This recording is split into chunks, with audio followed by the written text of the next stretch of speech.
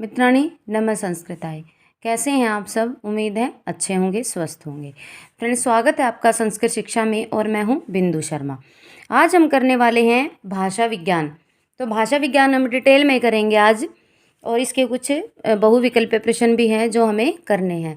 तो देखिए, भाषा क्या होती है? मानव अपने भावों को व्यक्त करने के लिए अथवा मनन चिंतन एवं विचार प्रेषण के रूप में जिस साधन को अपनाता है वह भाषा कही जाती है। भाषा मूलतः एक संस्कार है जिसे हम पारिवारिक एवं सामाजिक परिवेश से सहज क्षमता तथा क्रिया द्वारा अर्जित करते हैं।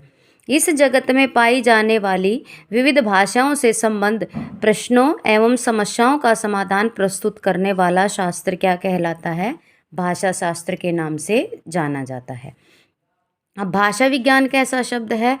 भाषा विज्ञान एक यौगिक शब्द है। यौगिक शब्द जो भाषा और विज्ञान इन दो शब्दों के योग से बना है। इसमें भाषा उस वाणी को कहते हैं जो बोलने और लिखने के काम आती है, जबकि विज्ञान उस विशिष्ट ज्ञान को कहते हैं जिसके नियमों में विकल्प और व्युत्पत्ति के लिए तनिक भी अवकाश नहीं होता, जो अकाट्य और अतर्क्य होते हैं, अर्थात हम जिसके विचारों को ना ही काट सकते हैं और ना ही वो तर्क करने योग्य होते हैं। तो भाषा विज्ञान एक ऐसा विज्ञान है जिसमें भाषा एवं भाषा के ऐतिहासिक एवं तुलनात्मक आधार पर वैज्ञानिक अध्ययन किया जाता है। क्या होती है भाषा? कि भाषा एक ऐसा विज्ञान है जिसमें तत्वों के ऐतिहासिक और तुलनात्मक आधार पर वैज्ञानिक अध्ययन किया जाता है। वो क्या होता है? भाषा विज्ञान। अब हम देखेंगे कि भाषा विज्ञान का प्रारंभ कहाँ से हुआ। भाषा विज्ञान का प्रारंभ यद्यपि वैदिक कालीन शिक्षा, निरुक्त, व्याकरण तथा प्रतिशाख्य आदि ग्रंथों के प्रादुर्भाव के साथ माना जाता है। कि जब निरुक्त, व्याकरण तथा प्रातिशाख्य आदि ग्रंथ उत्पन्न हुए, इनका प्रादुर्भाव हुआ, तब से ही भाषा विज्ञान का प्रारंभ माना जाता है। तथापि आधुनिक भाषा विज्ञान का प्रारंभ सन 1786 ईस्वी में सर विलियम जोन्स के संस्कृत, लैटिन तथा ग्रीक के तुलनात्मक अध्ययन से माना जाता है।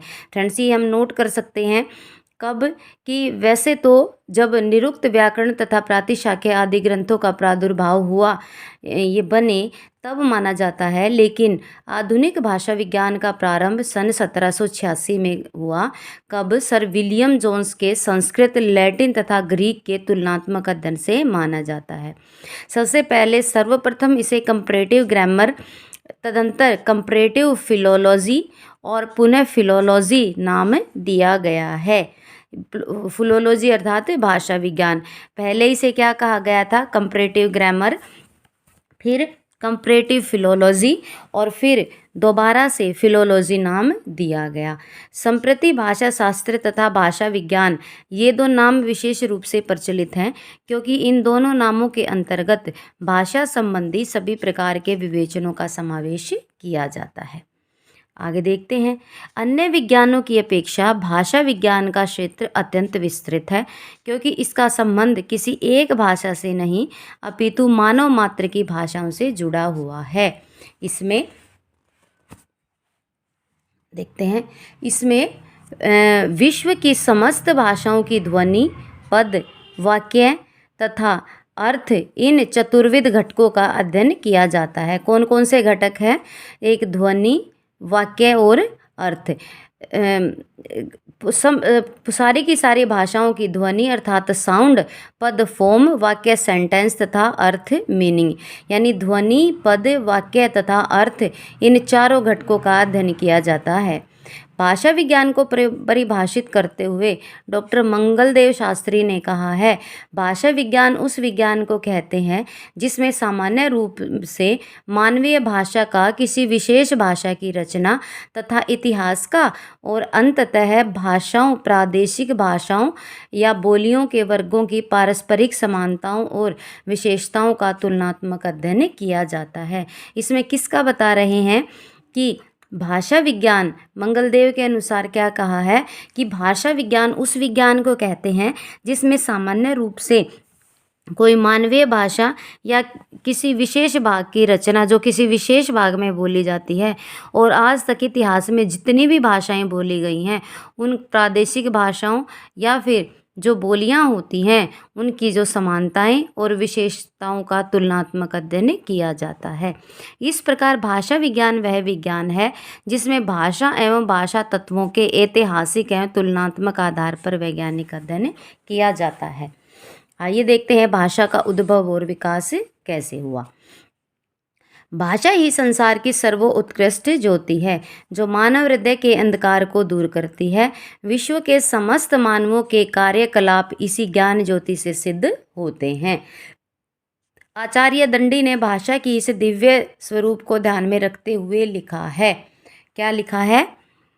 इदम अंधन तम कृत्सनम जायेत भुवनत्रयम यदि शब्दाहव्यम ज्योतिरा संसारम न दीप्यते।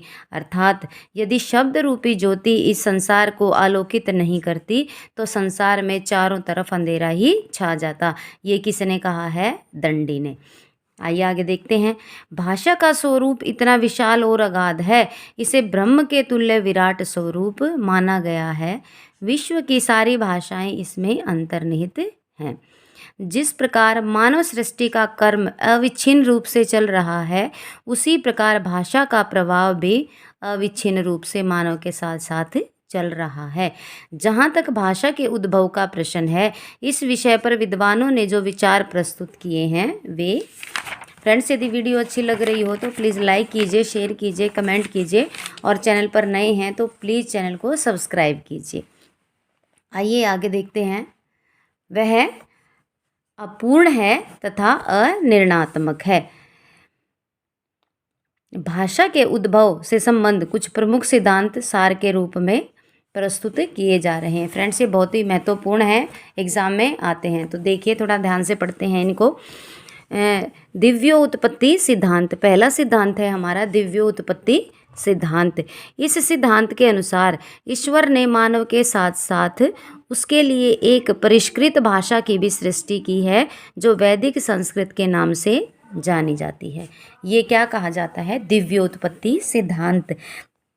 इस सिद्धांत में मानव के साथ साथ क्या कहते हैं कि मानव के साथ साथ उसके लिए एक परिष्कृत भाषा की भी सृष्टि भगवान ने की है जो वैदिक संस्कृत के नाम से मानी जाती है। दूसरा है संकेत सिद्धांत। कौन सा? संकेत, एग्रीमेंट थ्योरी। इस सिद्धांत की निर्णयवाद अथवा स्वीकारवाद के नाम से जाना जाता है। संकेत सिद्धांत को किस नाम से जाना जाता है? या तो निर्णयवाद भी कहते हैं और स्वीकारवाद भी कहते हैं। इस मत के प्रवर्तक फ्रेंच विचारक रूसो हैं। इसके अनुसार प्राचीन काल में आपसी समझौते से ध्वन्यात्मक संकेतों की उत्पत्ति हुई और उससे भाषा का प्रादुर्भाव हुआ। संकेत सिद्धांत के प्रवर्तक कौन माने जाते हैं? फ्रेंच विचारक रूसो माने जाते हैं। नेक्स्ट है रणन सिद्धांत। ये मोस्ट इम्पोर्टेंट है, पेपर में कई बार आया भी है। इसे धातु सिद्धांत या रूट थ्योरी, अनुकरण सिद्धांत, अनुरणन, मूलकतावाद एवं डिंग डोंगवाद आदि के नाम से जाना जाता है। रणन सिद्धांत को किसके नाम से जाना जाता है? अनुकरण सिद्धांत, अनुरणन, मूलकतावाद एवं डिंग डोंगवाद आदि के नाम से जाना जाता है। इस मत के प्रवर्तक कौन है? प्लेटो, तथा इसे हैस एवं मैक्स मूलर ने व्यवस्थित रूप से प्रदान किया है। इस मत के अनुसार सृष्टि के प्रारंभ में प्रत्येक वस्तु को देखकर मानव मस्तिष्क में रणन या झंकार हुई, उसका मस्तिष्क झंकृत हुआ। इसी झंकार विशेष के आधार पर प्रत्येक वस्तु का अलग अलग नाम रखा गया है कि हर एक वस्तु में अपनी अलग अलग आवाज़ होती है, और इसी के सिद्धांत पर रण सिद्धांत अथवा इसको अनुकरण, अनुरणन, मूलकतावाद, डिंग डोंग आदि के नाम से जाना जाता है। और इसके प्रवर्तक कौन है? प्लेटो। और संकेत सिद्धांत के कौन है? रूसो। आगे देखते हैं ध्वन्य अनुकरण सिद्धांत। इस सिद्धांत को अनुकरण सिद्धांत, ध्वन्या आत्मानुकरण सिद्धांत अथवा भों भों सिद्धांत के नाम से जाना जाता है। इस सिद्धांत के अनुसार प्राकृतिक वस्तुओं, पशु पक्षियों की ध्वनि के अनुकरण के आधार पर विभिन्न वस्तुओं के नाम रखे गए। ध्वन्या अनुकरण सिद्धांत इसको कहते हैं। इसको अनुकरण सिद्धांत भी कहते हैं या ध्वन्या अनुकरण का सिद्धांत भी कहते हैं। पांचवा है आवेग सिद्धांत। इस सिद्धांत को मनोभावाभिव्यक्तिवाद अथवा पूपुवाद के नाम से जाना जाता है। इस मत में अहो, आहा, आह, ओ, हाय इत्यादि आवेग सूचक ध्वनियों से ही भाषा का निर्माण हुआ है। इसे कौन सा सिद्धांत कहते हैं? आवेग सिद्धांत। नेक्स्ट है हमारा श्रम ध्वनि सिद्धांत। इस सिद्धांत के श्रमापहार मूलकतावाद अथवा यो हे हो वाद के नाम से जाना जाता है। कौन सा है? इसको श्रमापहार मूलकतावाद अथवा यो हे वो के नाम से जाना जाता है। इस सिद्धांत के अनुसार श्रमजन्य हो, हु, हैया, हैया इत्यादि श्रम ध्वनियों के आधार पर भाषा की उत्पत्ति हुई है। नेक्स्ट देखते हैं संगीत सिद्धांत, सिंग सॉन्ग थ्योरी। इसे प्रेम सिद्धांत, सिंग सांगवाद या वो थ्योरी के नाम से जाना जाता है। क्या? संगीत सिद्धांत को प्रेम सिद्धांत, सिंग सॉन्गवाद या वो थ्योरी के नाम से भी जाना जाता है। इस सिद्धांत के अनुसार मानव के संगीत से भाषा की उत्पत्ति हुई है। नेक्स्ट है हमारा आठवां समन्वय सिद्धांत। इस सिद्धांत के प्रवर्तक भाषा शास्त्री हेनरी स्वीट के अनुसार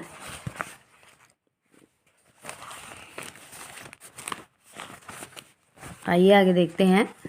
हेनरी स्वीट के अनुसार भाषा का जो प्रारंभ है वो अनुकरणात्मक भाषा, विव्यंजक तथा प्रतीक आदि शब्दों के समन्वय से हुआ है। अब नेक्स्ट है प्रतिभा सिद्धांत। कौन सा? प्रतिभा सिद्धांत। ये टैलेंट थ्योरी भी कहा जाता है। इस सिद्धांत के संस्थापक वाक्यपदीयकार भर्तृहरि हैं। कौन है प्रतिभा सिद्धांत के संस्थापक? वाक्यपदीय, जिसने वाक्यपदीयम की रचना की थी, भर्तृहरि। उनके अनुसार शब्दे श्वासरिता शक्ति विश्वयास्य निबंधिनी या नेत्र प्रतिभात्म्याम भेद रूप प्रतीयते। अर्थात भाषा में ही विश्व को बांधने की शक्ति है। भाषा एक जो शब्द हैं या भाषा है वो नेत्र हैं और प्रतिभा आत्मा है। यही शब्द विभिन्न रूपों में प्रकट होता है। आगे देखते हैं। भाषा विज्ञान की दृष्टि से भाषा ईश्वरीय नहीं है अपितु प्रतिभा ईश्वरीय है।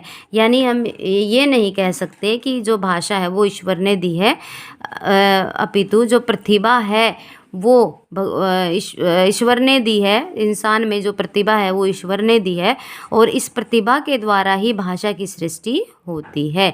इसी अर्थ में भाषा को ईश्वरीय देन कहा जा सकता है। अर्थात जो भाषा बनाने की जो प्रतिभा है वो भगवान ने ईश्वर मनुष्य में दी है, इसीलिए भाषा को ईश्वरीय भी कहा जाता है। नेक्स्ट देखते हैं।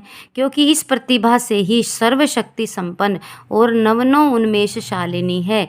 यह प्रतिभा एक रूप नहीं है, अतः भाषा भी एक रूप नहीं है और नहीं हो सकती है।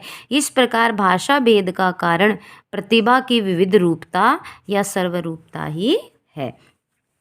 भाषा के विकास के संबंध में ध्यातव्य है कि सृष्टि के नियम के अनुसार मानव जीवन के साथ साथ भाषा में भी परिवर्तन, श्रत्व यानी उसका शरण वो कम होती है, समाप्त होती है और नित्य नूतन रमणीयतम यानी उसमें नित्य नए परिवर्तन आते हैं, नई नई चीज़ें उसमें शामिल होती हैं। निरुक्तकार यास्क के मत में प्रत्येक भौतिक तत्व में 6 प्रकार के विकास पाए जाते हैं। कौन कौन से? एक उसकी उत्पत्ति होती है, फिर स्थिति, फिर विकास, फिर वृद्धि, फिर क्षय और विनाश। इसी को षड्भाषा विकार कहते हैं। क्या होता है षड्भाषा विकार? कि प्रत्येक भौतिक तत्व में 6 प्रकार के विकास होते हैं। उत्पत्ति, स्थिति, विकास, वृद्धि, क्षय और विनाश। इसी को क्या कहते हैं हम? षड्भाषा विकार कहते हैं। परिवर्तन के आधार पर ही इस सृष्टि के जगत और संसार के नाम पड़े हैं। जगत तिथि जगत जो निरंतर गतिशील है, संसरतीति संसार संसृतिर्वा यह संसरण करता है, परिवर्तनशील है, अतः इसे संसार या संस्कृति कहते हैं। आगे देखते हैं।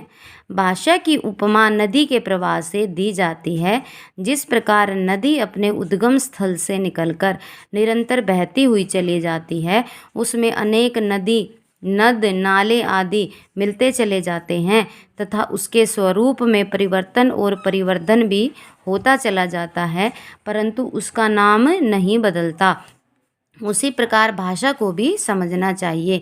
सभी भारतीय मूल भाषाएं एक ही मूल भाषा से निकली हैं, परंतु स्थान भेद से आज वे हिंदी, बंगला, गुजराती, मराठी, पंजाबी आदि विभिन्न रूपों में प्रचलित हैं। इस प्रकार काल भेद से मूल वैदिक जो भाषा है वो संस्कृत, पाली, प्राकृत, अवेस्ता, अपभ्रंश, हिंदी आदि विभिन्न भाषाएं विकसित हुई हैं। भाषागत इस विकास का आधार स्वाभाविक परिवर्तन है, जो भाषा के 5 रूपों में दृष्टिगोचर होता है। एक ध्वनि परिवर्तन, दूसरा शब्द परिवर्तन, तीसरा पद परिवर्तन, चौथा वाक्य परिवर्तन है और 5वां है अर्थ परिवर्तन। आइए आगे देखते हैं। भाषागत विकास अथवा परिवर्तन के कारणों पर विचार करते हुए भाषा शास्त्रियों ने इस कारणों को मुख्य रूप से 2 वर्गों में विभक्त किया है, जिसे आभ्यंतर एवं बाह्य कारणों के नाम से जाना जाता है। आभ्यंतर कारणों में अपूर्ण श्रवण, अपूर्ण अनुकरण, प्रयत्न लाघव, प्रयोगाधिक्य, भावातिरेक, ल्यात्मकता, प्रमाद, नवीनीकरण प्रवृत्ति, बौद्धिक स्तर, प्रजातीय मनोवृत्ति तथा मिथ्या सादृश्य प्रमुख हैं, जबकि बाह्य कारणों में उन तत्वों की गणना की जाती है जो भाषा को बाहर से प्रभावित करते हैं, जैसे भौगोलिक प्रभाव है, ऐतिहासिक प्रभाव है, सांस्कृतिक प्रभाव है, व्यक्तिक प्रभाव है, सामाजिक है, साहित्यिक प्रभाव है, वैज्ञानिक प्रभाव है। अब देखिए, उपर्युक्त बाह्य आभ्यंतर के कारण ही भाषा एक परिवर्तन या विकास की प्रक्रिया को संचालित करते हैं। अब देखिए ध्वनि परिवर्तन कैसे होता है। भाषा का प्रारंभ ध्वनि से होता है और ध्वनि के अभाव में भाषा की कल्पना भी नहीं की जा सकती, क्योंकि ध्वनि चिन्हों की समष्टि को भाषा कहते हैं। उत्पादन, संवहन तथा ग्रहण के भेद से ध्वनि के 3 पक्ष हैं। इनमें से उत्पादन और ग्रहण का संबंध तो शरीर से है तथा संवहन का संबंध वायु तरंगों से है। चूँकि परिवर्तन प्रकृति का नियम है, अतः इसी शाश्वत नियम के अंतर्गत ध्वनियों में भी परिवर्तन होता रहता है। इस ध्वनि परिवर्तन को प्रभावित करने वाले कारकों को बाह्य एवं अंत के भेद से 2 वर्गों में रखा गया है। कौन कौन से हैं? बाह्य कारण हैं और अभ्यंतर कारक। पहले बाह्य कारक देख लेते हैं। इसके अंतर्गत मुख्यतः भौगोलिक, ऐतिहासिक, सांस्कृतिक, साहित्यिक, वैज्ञानिक तथा व्यक्तिक कारकों को रखा जाता है। कौन कौन से? भौगोलिक, ऐतिहासिक, सांस्कृतिक, साहित्यिक, वैज्ञानिक और व्यक्तिक कारकों को रखा जा सकता है। अब आभ्यंतर कारक कौन से होते हैं? आभ्यंतर कारक का तात्पर्य परिवर्तन की उन शक्तियों से है जो स्वयं उस भाषा के ही अंतर्गत निहित होती हैं। इसमें से कुछ कारक निम्नलिखित हैं। देखिए, एक है हमारा पहला प्रयत्न लाघव। प्रयत्न लाघव का अर्थ है कि श्रम की अल्पता या उच्चारण स्वकार्य। इसमें उच्चारण में सुविधा तथा समय की बचत होती है। इसके कई स्तर हैं। देखिए कौन कौन से हैं। एक है आगम। उदाहरणतः स्कूल, स्नान, स्पष्ट, स्थिर इत्यादि में उच्चारण स्वक्रिय की दृष्टि से आगम होकर स्कूल, स्नान, अस्पष्ट, अस्थिर आदि हो जाता है। ये क्या है? ये आगम है। अब लोप क्या है?